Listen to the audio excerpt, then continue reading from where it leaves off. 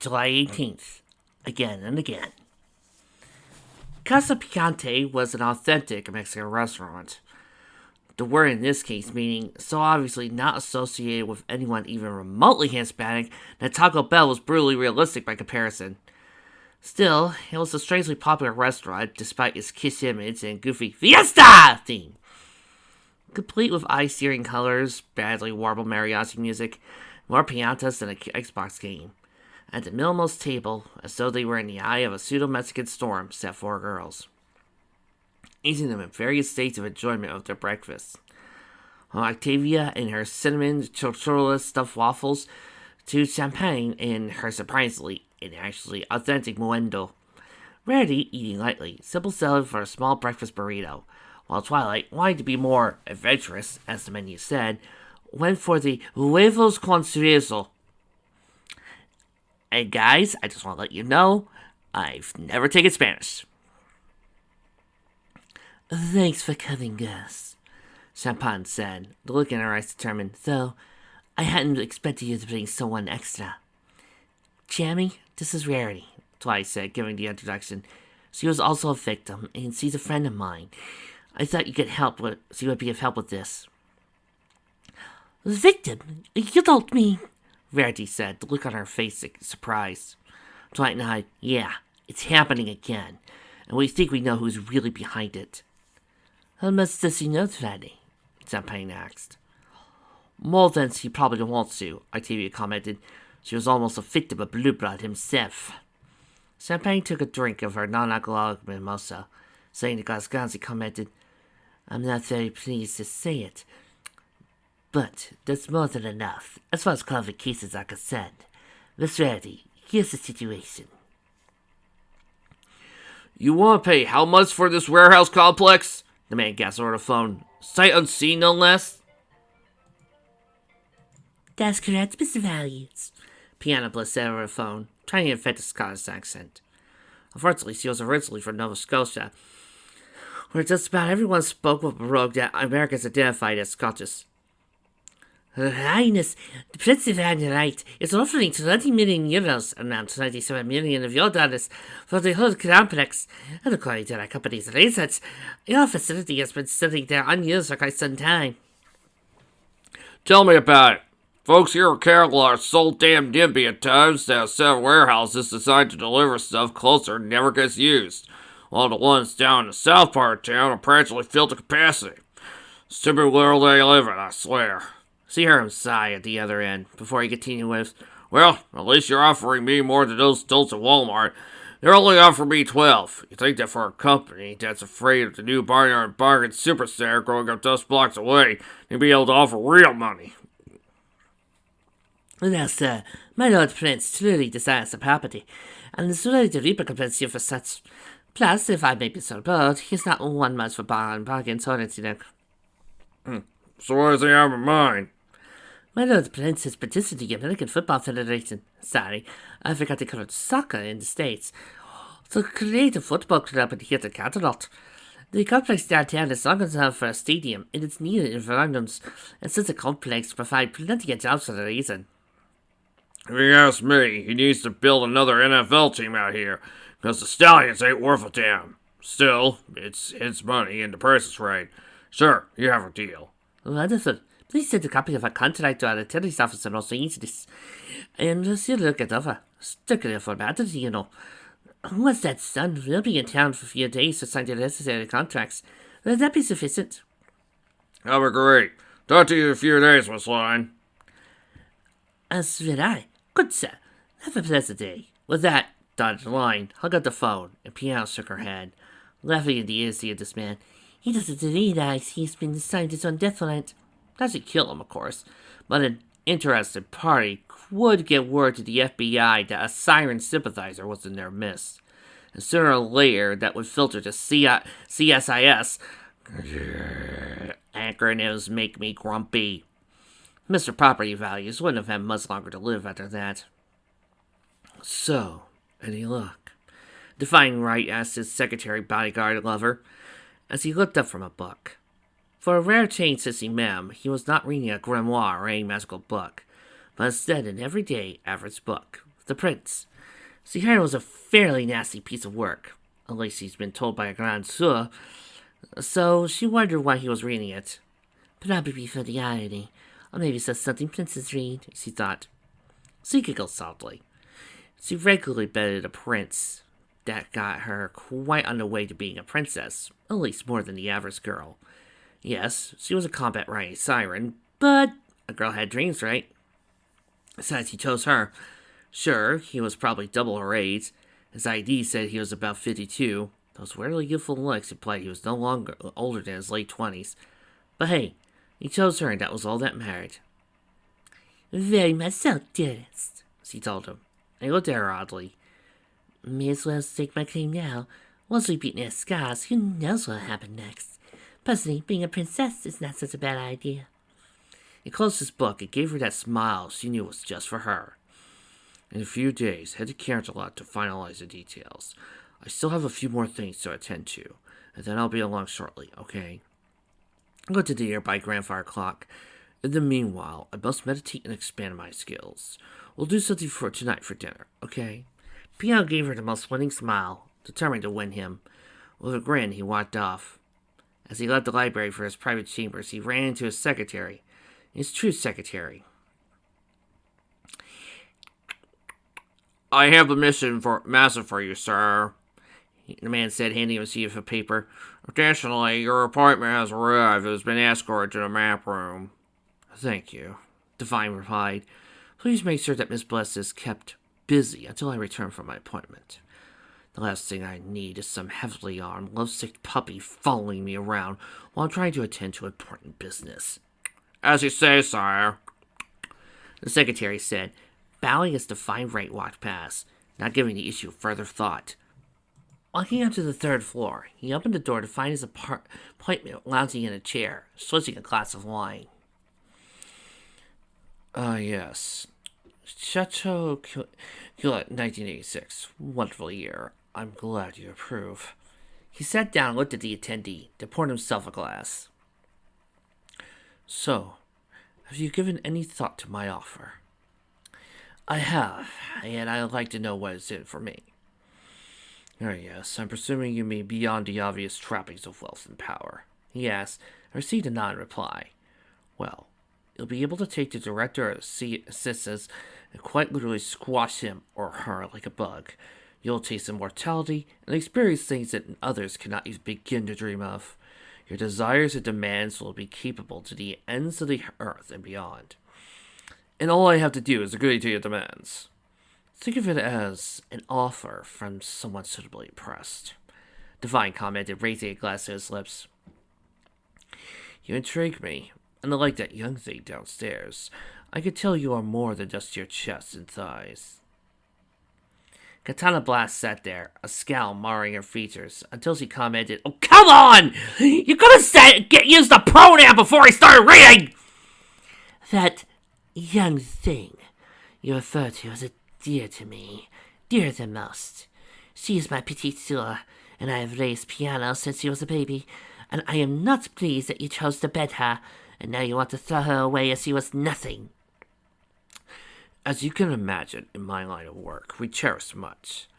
But I've learned that sometimes you must sacrifice what is dear to you to succeed. He smiled. Let me tell you a little story. Once I was a man in love. I wooed a woman of incredible beauty and stature, one who I wished to be by my side and in my bed more than anything. But she spurned me. Me, a prince. I can't imagine why, Katana drawled. Divine ignored her. Instead, she ran off to America, married some dolt, and bore that man a child. I wanted to make her mine. I still do. He poured himself another glass of wine and then said, But I could sit here all day and tell you how much I would treat her as my own personal little porn star, or I could do something much more productive and offer the position to someone more suited, shall we say? In short, for warming your bed and murdering your enemies, I become your wife, Katana said bluntly, holding her glass for a refill. Close. He refilled her glass and clarified, No, in return for keeping me company throughout all the time and destroying our enemies, you become my wife and empress. Leaning back in the chair said, Come now, Don't think small. You have a keener mind than that. I want a piano. I have something in mind for her. No, it does not involve murder. But I will be honest. She will be a footnote in our rise to power. I see. Katana took the glass and drank again. You're sure it is immortality, or do you speak merely metaphorically? I've shown you my secrets since I started my interest in you, and you know that. He held his hand out. As it glowed a sulphurous violet hue, he plucked a book out of nowhere, as if willing into creation. My father of fathers created this tome, and many of its spells have been grand use. Did you know that there's one that I could use to make you my slave? Katana's hand started going for a pistol, and Divine shook her head. I tell you this because I want it clear. I want your mind. If I wanted, I could have every nubile little girl in the world whoring for me this very second. But what would that get me? Frankly, piano may be a great diversion, but she's not one for stimulating conversation. I never focused on or studied education as I should have, Katana said by way of apology, but I appreciate the candor. I will give you time to consider the offer, of course, Divine commented, but don't think of it too long. I will have soon of a great general for my armies. Admiral, I am no mere army woman, Katana said with a hint of a smile. Does that mean you'll accept? Divine asked. Yes, I think I will, Katana said, rising from her seat. Divine rose from his seat as well. Good, good. I will send Piano on duties to America in a few days. Then you and I will have all the time in the world to get to know each other. Will time in Monaco suffice? That's sufficient, Katana commented dryly, then added, but I will warn you now. I'm not some lovesick child to be wooed with flowers and trinkets. If you truly want me body and soul, then you're best prepared to earn it as much as you wanted that other woman. I see, Divine commented. Then consider this my first gift to you, then. In the next room over, you'll find something you'll truly appreciate it. Oh, and the room is soundproof. Now I must attend to my business, and I'll leave you to yours, my betrothed-to-be. With that, he walked out. As he walked towards the door, then he stopped, watching her frame and tight body, his eyes glaring over every curve that he very much intended to know personally. Marvelous woman. Katana opened the door to a room that reeked of various bodily smells. Clearly, someone had been living in their own filth for the past few days. She heard a muffled voice and a clink of chains. Ignoring the spell, she reached over to turn on the light switch to see what was there. Oh my, he does have a way with gifts. She cooed with a smile. Perhaps he'll be with it after all. Sitting before her, bloody and clearly not being fed or allowed to use facilities for a few days, was a man in a soiled suit. He was chained down to the floor, his balding blue and orange hair a mess. He looked at the woman who had entered. His eyes went wide with terror. Well. A sister at the far north. Pleasure to meet you here. Katana's eyes boiled with rage. You won't get away with this, North commented. Arrowhead doesn't know you're here, she said, crouching down in front of him like a panther eyeing his next meal. In fact, I doubt you know where here is. For the record, it's a small mansion of Valcouse, France. His eyes widened. She smiled at that before looking him in the eye. I'm going to kill you painfully. You took the Admiral from us. He was our own family. The one who wanted us all to be free from an illegal program Parliament knows nothing about! We couldn't risk Poutine telling them. The silence have been too effective as deterrents against our enemies, he admitted. And so, you had him assassinated and posthumously disgraced. And that was a mistake. She took out her gun and pointed right between his eyes. So we rebelled, and then you tried to have us all killed. Well, this is the point where we bite back.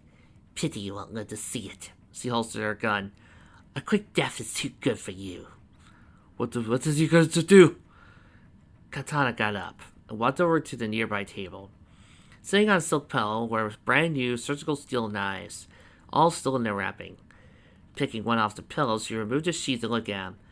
Let's just say that this is a war between the Sirens and Sith, and I'm about to commit a war crime. Arius first was stopped, mere fractions away from Sunset's face. Are you actually paying attention? Hey, give her a break, Ari, Applejack said from her seat. Your leg's better to her, and mine. I think you need to realize that. E.T., I teach martial art classes at the Y, Arya reminded her, so I keep that in mind. But, Sonny, you really don't strike me as the kind of girl interested in it. Well, the awkward smile on Sunset's face was more than enough to answer. Before Arya could blow a fuse, Applejack told her, Look, let me talk to Sonny in private, okay? She pointed to Rainbow. Spar with Lazy over there, a few, and let me talk to her, okay? Yes, sir. Arya glared at Sunset, then walked over to Rainbow, who was boxing with a training bag. And I thought my Sabu Millennium was tough, Applejack said with a chuckle. Look, Sonny, I'm gonna be honest. I know we covered the basics so you can fake knowing something after that incident months ago. I'd be surprised to hear you say you're serious about all this. Well, tell me what's going on? You laugh, says the door. Try mine. Okay, you obviously know my magic was unlocked. But here's the thing.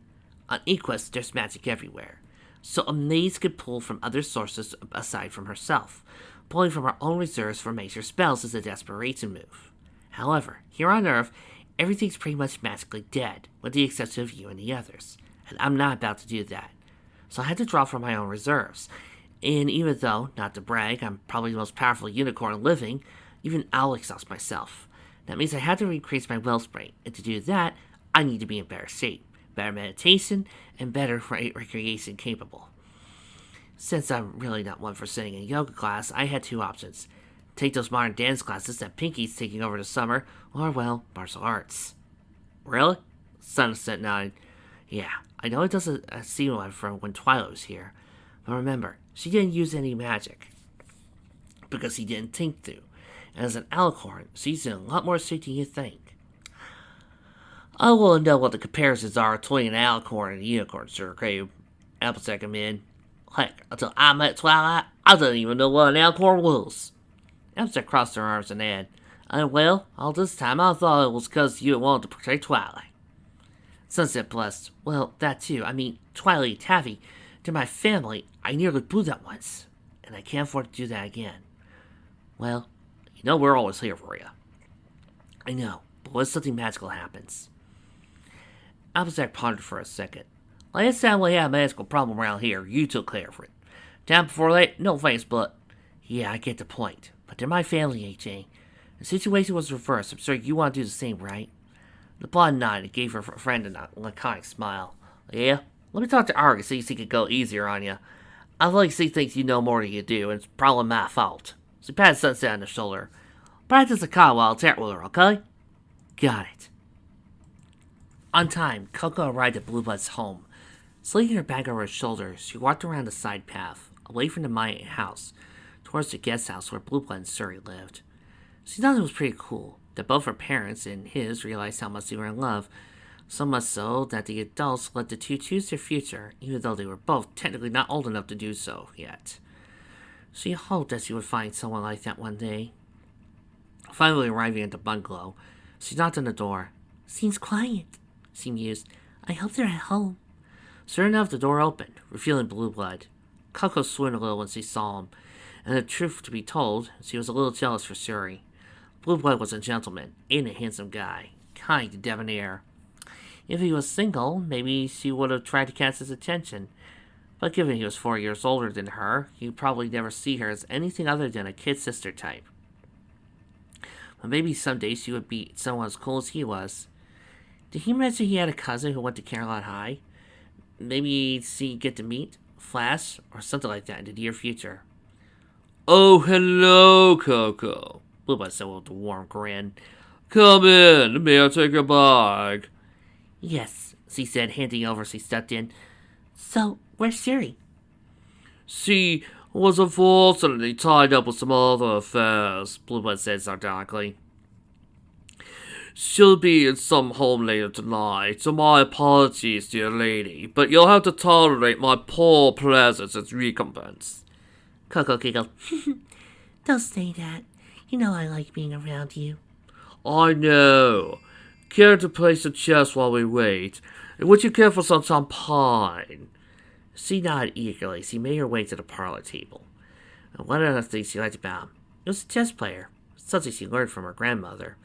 Also, he treated her like an adult and let her drink, something she knew could get in trouble for at home. That would be wonderful, thanks, Coco says he sat over by the chess set. As he did, she watched Blue Blood as he walked into the kitchen, wearing that form-fitting cornflower blue t-shirt that accented his muscles from tennis and other hobbies. She couldn't help but wonder why she was so focused on him. For starters, she was Suri's boyfriend, and he treated Coco herself like a little sister. Yet, all I could think of him is him right now, she thought as her eyes went over every line of his body. I like what you see, he asked suddenly, and Dad snapped her out of her reverie. I'm sorry? She asked, flustered. He set the bottle of champagne in a chilling bucket and gave her a smile. I presume you were looking at the cake I baked. I'm not the best at that sort of pursuit, but based on the hungry look in your eyes, could you care for a slice? Oh, the cake? Sure, I would love to try it, thanks. Blue Blood walked over and set the glasses of champagne down. Wandered over and grabbed a plate and knife. Cutting Coco a generous slice, he placed it in front of her. Then sat his seat at the chess table and gazed at her. Please, I'm interested in knowing what you think of it. Are you going to have some? I'll wait for Suri to return home before I do, he said, turning his attention to the chessboard. But I probably couldn't turn down a sweet young lady, could I? Coco hid behind her glass of champagne, then reached over and made her opening gambit. B2 to B4. Your move, she said, slurring her words slightly. She thought about it for a second and wondered if she was getting drunk. But then again, neither he nor Suri would ever let it get that far. He was about to make his own move when the phone rang. Excuse me for a second, if you please. She nodded and got up, making a beeline for the phone. You know, Trix, this is probably the most slimiest I've ever felt voicing Blue Blood. Hello, dear. I suppose I should ask if she arrived yet. The voice was unmistakably Suri's, so she was affecting an obviously badly done Joycey accent in case Coco had been nearby. Yes, the Parkers arrived this morning, Blue Blood said briefly. Everything is just as planned. Thank you for asking. So, do you have anything planned for her when I get home? Or do you need more time? Oh, I have a few extras in play. I'm sure my dearest will very much appreciate the Dutch chocolate and German liqueurs that I planned for later on. But thank you for your services. I'm sure she'll very much appreciate the gifts. Suri, currently shopping at an intimate store, understood immediately what Blue Blood had just told her fire code. Dutch chocolate was a general term for any chocolate extremely high in PEA, pentamethylenones, which was one of the known confirmed aphrodisiacs that was effective on humans. As for the German liqueur, that was clearly the vibe. Suri picked out something special for herself, based on her measurements for Coco. Tonight would be special, but for the fact that she would remove a problem from her sister once and for all. She would have a little fun. Besides, if Coco did check out, perhaps she could be persuaded to stick around on a more permanent basis. After all, Suri did reward her underlings, friends, and personal assistants. What she had in mind was as personal as things could get. Coco Pommel, tonight I will break you, Suri said with a nasty gleam in her eye. And whether I rebuild you or destroy you depends entirely on what I plan for my sister. Sunset had just arrived home when she saw Twilight and Octavia, dressed as though they were headed out. She looked at both and asked, "Going somewhere?" "Yeah," Twilight nodded. "Champagne Dreams invited us to something school-related. I know you've been out all day, and plus, I think our parents want you to babysit Spike, or else I wouldn't fight you." A wary Sunset gave a tired grin and said, "That's okay, sis. I'm wiped out from working out all day with the other girls, so I could use the breather." "Looking out?" Octavia asked. "Yeah. I was just BSing with AT, Rainbow, and Bonnie when Ari decides she's going to show the three of them her moves. Seriously, she's a class in all her own. She then insisted I learn something, since whatever AT taught me wasn't worth a damn." Sunset chuckled and added, "As you can imagine, AT did not take that well." "Yeah, I can imagine," Twilight commented, giggling. But Ari thinks that because I have two girls at home, that as the oldest, I need to protect you both. In her words, they're probably not as trained as Sunny and Dodgy are. Heck, I didn't even know they knew martial arts. I thought it was just Ari. The look on Twilight's face was one of sweet admiration, while Octavia's was unreadable. Finally, Twilight smiled and said, "That's so sweet of you, sis. I mean, we haven't really needed anyone looking out for us since we were kids, and Shiny was in high school, but..." "Who says we need it?" Octavia asked in cold fury, eyes narrowing in anger. "Tavi?" Sunset asked, suddenly wondering what was going on. That had not been the answer she expected. As if a switch flicked, Octavia calmed down and said, "Sorry, tonight's going to be stressful and I'm already on edge." "Boy troubles?" Sunset asked sincerely. "Look, can we not talk about this now?" Octavia groaned before turning to Twilight. "Rarity's going to be here in a couple of minutes." "Rarity's going with you, too." Twilight nodded. "Yeah, she knows Chammy. Look, sis, everything's going to be fine, okay? We're going to go with Rarity. We'll be there in a few hours, hopefully. And then we'll be back home by midnight. Everything's going to be just fine." Sunset looked both at her and his cousin critically. "You're saying that as if I should be concerned. Do Mom and Dad know about this?" "Yeah," Octavia told her. She would have said more, save for a horn honking outside. "Well, that's Raz. You and Spike try not to kill each other, okay?" Yeah, Sunset groaned. "I think I'm going to take a shower." Twilight gave her sister a kiss on the cheek, and Octavia gave Sunset a quick hug, and both were off. As Sunset walked up the stairs, she could feel something was up. She wasn't sure what, only that her instincts were screaming her to do something. "Hey, Sonny!" Spike called from his room. "That you?" "Yeah, it's me, Squirt. What's up?" "Can we have pizza tonight? Mom and Dad said to ask you." So he walked over to his room and said, "Tell you what, let me go hit the shower and I'll think about it." "I'll behave," he bargained. "I expected you to anyway. I won't bother you all night." "Deal. Call the pizza and order the usual," she told him. "Now I have a hot date with some hot water." And unfortunately, we don't get to see a sunset shower scene. Darn you!